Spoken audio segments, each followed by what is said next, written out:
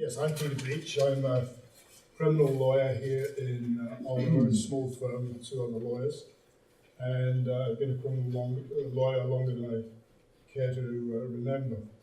I have been a bencher since 2015. I'm a regional bencher.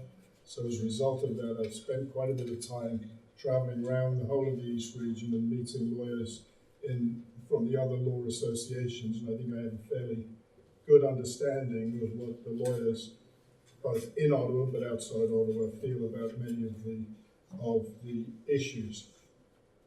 I'm running again for bencher because I feel that with the experience that I've got, I'm going to be very helpful to speed our transition with the new benchers who are going to be coming in.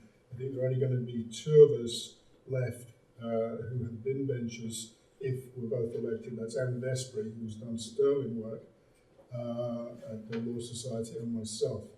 One of the things that I've done consistently is I've attended and tried to liaise as far as possible with the CCLA. To facilitate that, I set up with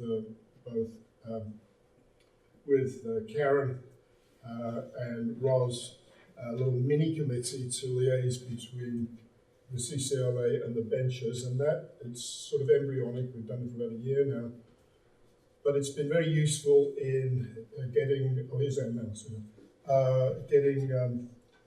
communication both ways, both from the Law Society and from our association, and that's something that I would certainly strive to continue. One of the major difficulties of the Law Society is communication with the ordinary members, and certainly the CCLA have been very disappointed that many of the ideas that they've had and they've put forward seem to have been largely disregarded by the Law Society. The Law Society is a very weird organization in lots of ways.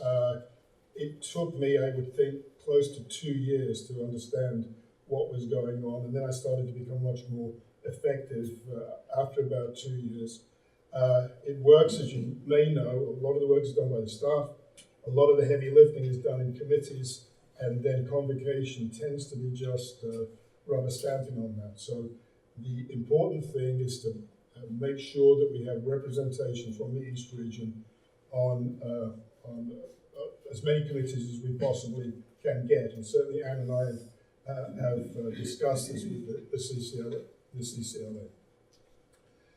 My major contribution, I believe, has been working on legal aid. I was on the legal aid working group, which worked very hard.